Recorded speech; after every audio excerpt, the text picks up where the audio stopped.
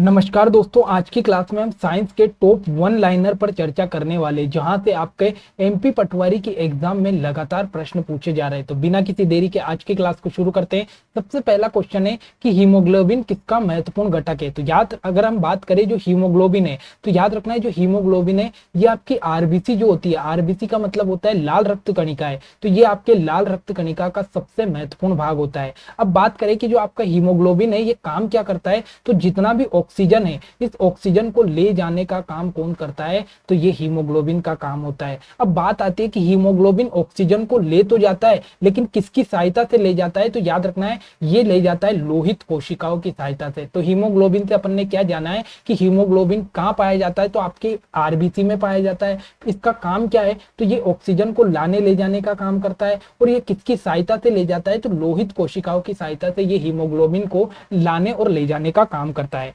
आगे बढ़ते हैं। अगला आता है जब कोई बाहरी पदार्थ मानव रुधिर प्रणाली में प्रविष्ट करता है तो प्रक्रिया कौन प्रारंभ करता है। मोस्ट इंपोर्टेंट क्वेश्चन है कि मान लो आपको कोई चोट लग गई है, और चोट लग गई तो आपका जो रक्त है उसमें कोई मतलब आपके रक्त में कोई पदार्थ चला गया, तो सबसे पहले प्रतिक्रिया कौन करेगा, तो ये करेगा आपका डब्ल्यूबीसी। डब्ल्यूबीसी का मतलब क्या होता है, श्वेत रक्त कणिकाएं। तो सबसे पहले वो पदार्थ के लिए प्रतिक्रिया कौन करेगा, तो श्वेत रक्त कणिकाएं करेगी। फिर आपसे पूछे कि लाल रक्त कणिकाएं या आरबीसी कहाँ उत्पन्न होती है, तो याद रखना है जो आरबीसी होती है इसका निर्माण अस्थि मज्जा में होता है। मोस्ट इंपोर्टेंट क्वेश्चन कई बार परीक्षा में पूछा गया है कि आरबीसी का निर्माण कहाँ होता है, तो अस्थि मज्जा में होता है। अगला क्वेश्चन पूछेगा कि किसको आरबीसी का कब्रिस्तान कहा जाता है, तो याद रखना है जो प्लिया होती है इस प्लिया को आरबीसी का कप्तान भी कहा जाता है। मोस्ट इंपोर्टेंट कब्रिस्तान भी कहा जाता है। आरबीसी का कब्रिस्तान कौन है, तो ये प्लिया है। ठीक है।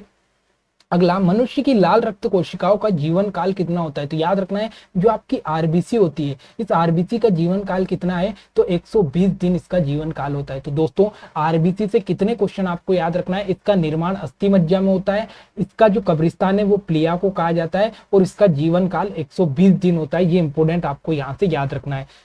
अगला क्वेश्चन आता है कि मनुष्य में मेरुदंड में कितनी जोड़ी तंत्रिकाएं निकलती है। मोस्ट इंपोर्टेंट क्वेश्चन है कि जो मनुष्य की मेरुदंड होती है इस मेरुदंड में कितने जोड़ी तंत्रिका होती है, तो याद रखना है इसमें 31 जोड़ी तंत्रिकाएं पाई जाती है। मोस्ट इंपोर्टेंट क्वेश्चन है। अगला, प्रतिवर्ती क्रियाओं का नियंत्रण केंद्र कहां पर होता है, तो याद रखना है जो आपका कशेरुक होता है इस कशेरुक रज्जु में, या फिर आप कह सकते हो मेरु रज्जु, इसमें आपकी जो प्रतिवर्ती क्रिया है, प्रतिवर्ती क्रिया का मतलब क्या होता है कि मान लो आपने किसी सुई को टच किया या किसी आग को टच किया, जैसे आप टच करोगे तो आप उससे हाथ हटा लोगे, या एकदम से आपके सामने कोई कार आ गई और आप एकदम से साइड में हो गए, तो इसे कहते हैं प्रतिवर्ती क्रिया जो अचानक घटित होती है। और इसका केंद्र कहां पर होता है, तो ये कशेरुक रज्जु में होता है। अगला, स्तनधारी किसमें यूरिया बनाते हैं। मोस्ट इंपोर्टेंट क्वेश्चन है कि जो यूरिया है इस यूरिया का निर्माण कहां पर होता है, तो आपके यकृत या लीवर में होता है। यकृत या लीवर में होता है। यूरिया का मतलब क्या होता है दोस्तों, जब आप बात करोगे कि आपका जो ब्लड होता है वो ब्लड कहां पर छनता है, तो आपके यकृत में जो नेफ्रॉन होता है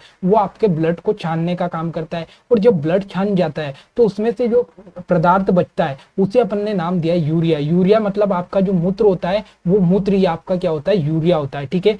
मानव शरीर में सबसे छोटी अंतःस्रावी ग्रंथि कौन सी है। मोस्ट इंपोर्टेंट क्वेश्चन है। तो मानव शरीर की सबसे छोटी अंतःस्रावी ग्रंथि है फ्यूज ग्रंथि। नाम से छोटी है लेकिन काम बहुत बड़ा है। फ्यूज ग्रंथि को मास्टर ग्रंथि भी कहा जाता है। मास्टर ग्रंथि भी कहा जाता है क्यों, क्योंकि ये अन्य सभी ग्रंथियों को नियंत्रित करती है, इसीलिए ये सबसे छोटी अंतःस्रावी ग्रंथि तो है लेकिन काम मास्टर का करती है। ठीक है। अगला, मूत्र का पीला रंग किसकी मौजूदगी के कारण होता है, तो याद रखना है जो आपका मूत्र होता है उसमें एक वर्णक पाया जाता है जिसका नाम है यूरोक्रोम। तो ये जो यूरोक्रोम वर्णक है इसी के कारण आपका जो मूत्र होता है इसका रंग कैसा होता है, तो इसका रंग पीला होता है। ठीक है। अगला, गुर्दे का कार्यात्मक यूनिट क्या है। गुर्दा मतलब आपकी किडनी, और किडनी यानी लीवर, लीवर का जो कार्यात्मक काम है वो क्या है, तो नेफ्रॉन है। नेफ्रॉन है। ठीक है। तो याद रखना है जो गुर्दा होता है उसका कार्यात्मक जो यूनिट है वो क्या है, नेफ्रॉन है। मतलब उसके जो आपकी किडनी होती है वो किडनी के अंदर बहुत सारे नेफ्रॉन होते हैं, और वो नेफ्रॉन क्या करते हैं, तो आपको ब्लड को छानने का काम करते हैं। अगला, किसकी कुसंक्रिया के कारण मानव शरीर में मिक्सिडेमा होता है। मोस्ट इंपोर्टेंट क्वेश्चन है। तो याद रखना है जो आपकी अवट्टु ग्रंथि है इस अवट्टु ग्रंथि में अगर कोई भी कुसंगति या कुविकृति आ गई तो इसके कारण आपको मिक्सिडेमा रोग होता है। मिक्सिडेमा रोग होता है। अगला क्वेश्चन कि ल्यूमेन किसका वर्णक है, तो याद रखना है जो ल्यूमेन है ये ल्यूमेन किसका मात्रक है, तो याद रखना है जो ज्योति फ्लक्स का मात्रक क्या है,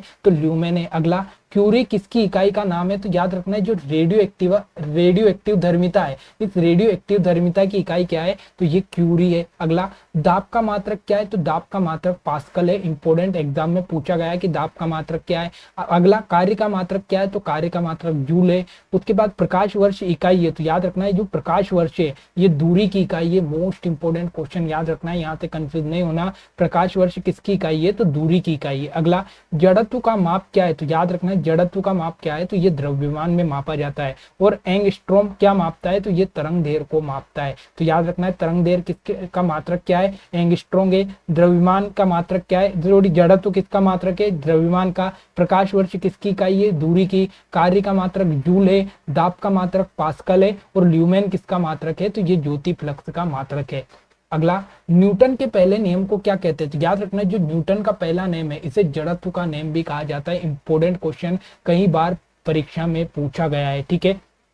उसके बाद में पार्सेक इकाई है, तो याद रखना है जो पार्सेक है ये दूरी की इकाई है। किसकी इकाई है? पार्सेक, ये दूरी की इकाई है। अगला, वायुमंडल में बादलों के तैरने का कारण क्या है? तो ये बादलों के तैरने का कारण घनत्व है, ठीक है। अगला क्वेश्चन आता है कि गाय और भैंस के थनों में दूध उतारने के लिए किस हार्मोन की सुई लगाई जाती है? अति महत्वपूर्ण क्वेश्चन है दोस्तों कि जो गाय और भैंस के जो थन है उसमें से दूध उतारने के लिए कौन सा हार्मोन यूज किया जाता है? तो वो है आपका ऑक्सीटोसिन हार्मोन।